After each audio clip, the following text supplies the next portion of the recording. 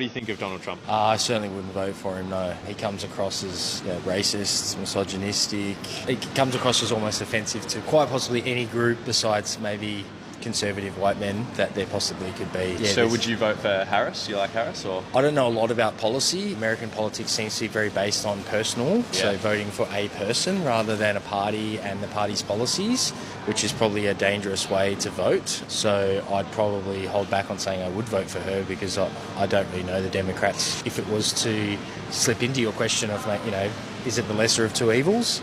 Certainly, if it was vote for A or B, I would vote for Harris for sure. I would also vote for Harris if it meant beating Trump, but I think it would be important to try to stop someone like that from having even more power. I think a person with that much kind of anger and hate and then that much power, I think history says that ultimately that's going to be a real recipe for disaster. Here's some satisfying news for you. Australians just started an official government petition asking the government to permanently ban Donald Trump, his family, and his administration from Australia altogether. This is the petition's mission statement. Quote, Australians have values of mateship, hard work, righting wrongs, and fighting for the underdog. We don't need Trump here, a Putin-aligned dictator who is spreading misinformation, hate speech, and stands for the opposite of what we do. His actions are hurting and endangering our country, and we should ban him from coming here as an agent of hate and a danger to world peace. I love it. And here's the petition request. We therefore ask the House to permanently ban Trump, his family, and his administration from Australia. We do not need their hatred, racism, and threats to world security here. If you don't believe me, this is the petition itself, easily accessible via the internet.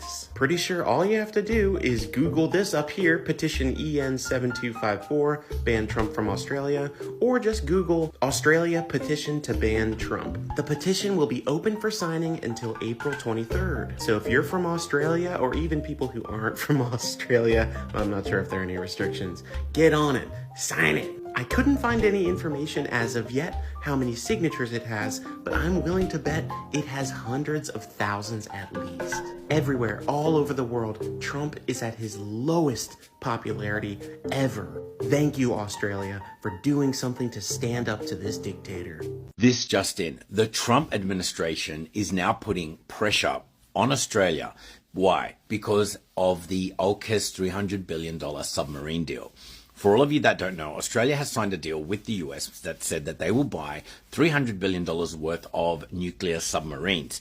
Now, there were no strings attached in this deal previously, but Trump has now given Australia pressure to do the following. Number one, they need to pay more. Number two, they need to make sure that Australia allows the US to use these submarines if there is a war with China in case they invade Taiwan. And that if Australia disagrees, then they will cancel the deal. This is incredible.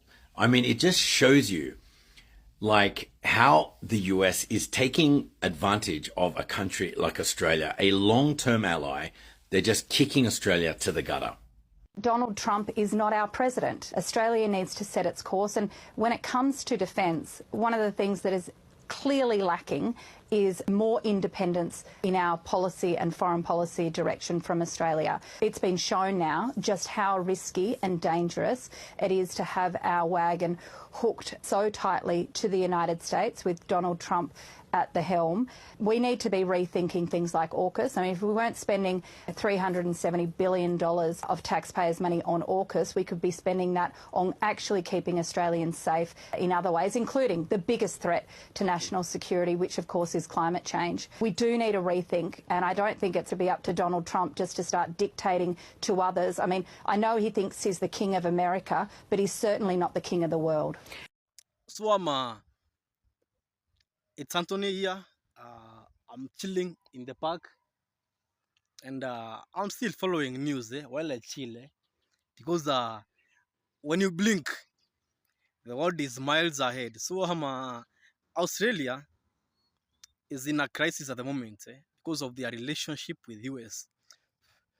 They don't give a damn about Donald Trump because Anthony Albanese was meant to meet with Trump during his after his UN speech, but it didn't happen, because maybe of Albanese stance on Israel Palestine war.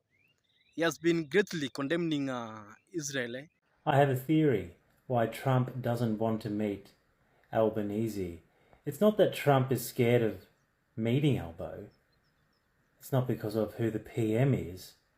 I think Trump is shit scared of the Australian media pack. Absolutely. We all saw his reaction to when he actually got asked a proper journalistic question and he lost the plot. He don't want to deal with Australians. He's too weak and scared. Hello from New York, where Prime Minister Anthony Albanese is spending 4 days at the United Nations General Assembly. The Prime Minister had also been hoping to have his first meeting with US President Donald Trump while he was here, but today we've had confirmation from the White House that Trump doesn't have any plans to meet with Albanese.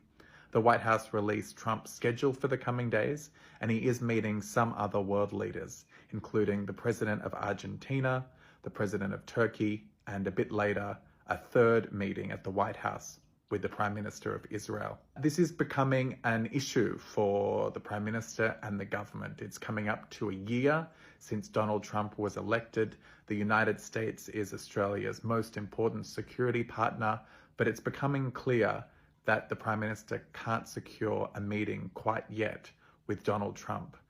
Their first planned meeting in June was cancelled when Trump had to return early to the White House, and Albanese is now looking ahead to the end of October as the best chance for a substantial meeting with Trump on the sidelines of some key summits in Asia. This lack of a meeting is also raising some questions about US Ambassador Kevin Rudd's level of access to the White House in Washington, and why a relationship that has been so loyal and so strong seems to be falling down on getting the two leaders together in the same room. It's clear that under Trump, the United States has absolutely gone batshit crazy. But I'm really interested as to what's gone on at the UN over the last 24, 48 hours on climate, because while you've got all of these world leaders pledging and making statements about what their countries are going to do on climate, trying to work together to arrest this crisis, which we know is already having an impact on people's lives, livelihoods and jobs. You've got the President of the United States who gave an hour-long rant at the UN, unhinged, and a full-blown attack on the UN for taking any type of climate action.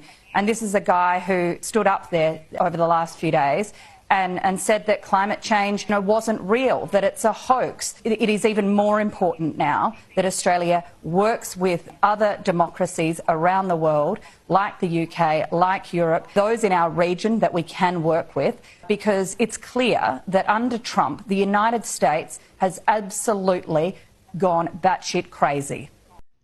What did I just watch?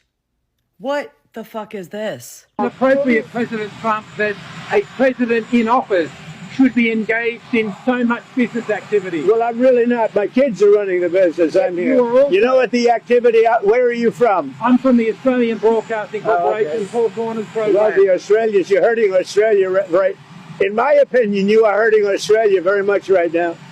And they want to get along with me. You know, your leader is coming over to see me very soon. I'm going to tell him about you. You set a very bad tone. Well, go ahead, John. Maybe you can set a nicer tone. UAE does a deal. What does it want in return? Quiet.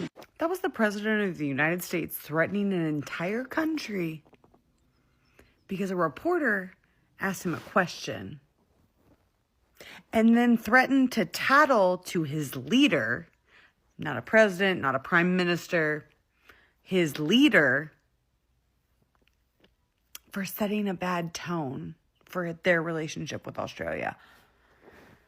So not only can we not have a free press, apparently other countries are also not allowed to have a free press.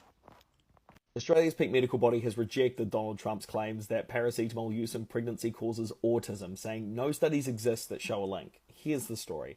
Australian Medical Association President Danielle McMullen was on Radio National Breakfast this morning after the United States President claimed that paracetamol is linked to autism.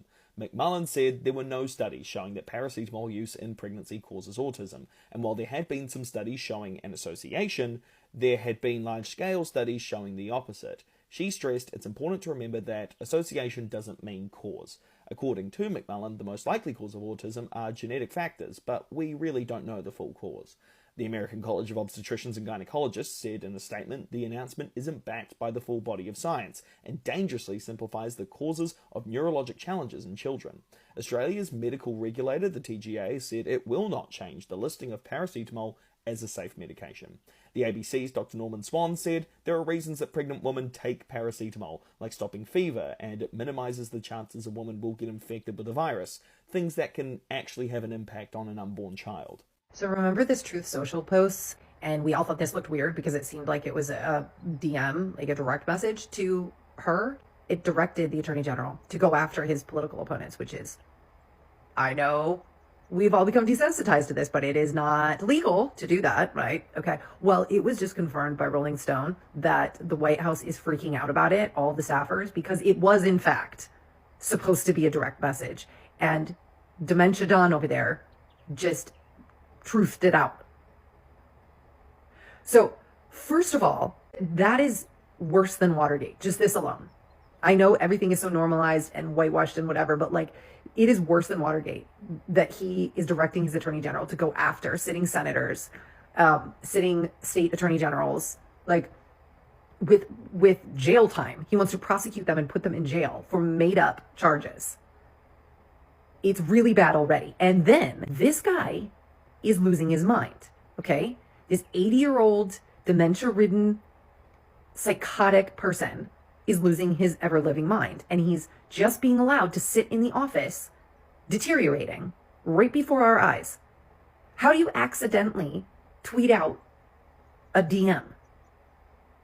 Like, this is so batshit crazy, and we have become so numb to it because every day it's a new horror and a new, like, ridiculous illegal thing. But those two problems, what the substance of it is, and the fact that he is so mentally unfit to hold this office is crazy. It's so crazy to me. Like, I know nothing's gonna happen, but it should, and we really need to start demanding that reporters ask these tough questions and investigations start. And also, if we do have midterms, please get out and vote, because we need Democrats in the House to have control of the House and Senate so that they can actually do proper investigations, because I promise you, this guy is losing his marbles. So these Australian journalists, they like maybe owning Trump, because whenever they meet with Trump, they always ask him these hard questions, which the American media fears to ask Trump. That's maybe the reason why Trump doesn't want to meet with Albanese. And Australia really is considering their relationship with US.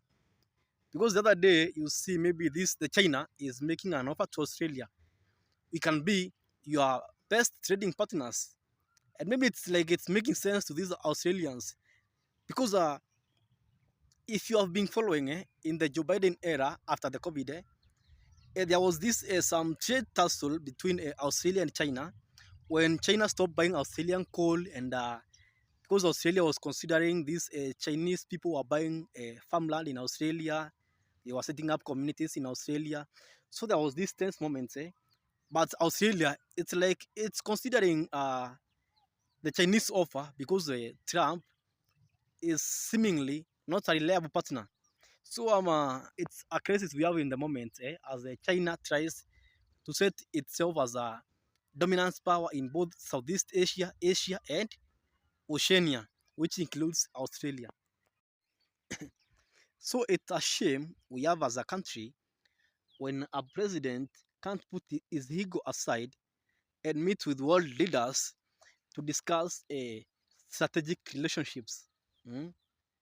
Because Australia is really considering if US can become a reliable trading and security partner in this bipolar world when China is still a rising power.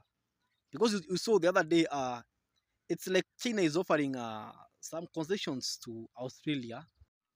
On the other day, you saw it was all over the media when the Trump administration deported these South Korean Hyundai workers. It was all over the media. South Korea, which has been our ally since maybe the Korean War. We have our military bases there. We have our soldiers there defending South Korea, maybe from North Korea. So I don't know if it's a good precedent which we are setting as a country with the Trump, a clown who is conducting a reality show at a White House. So may give me your thoughts in the comment section. Maybe I'm wrong, maybe it's true. Give me your thoughts. I would like to hear what you think about this whole issue which is going on in the US at the moment.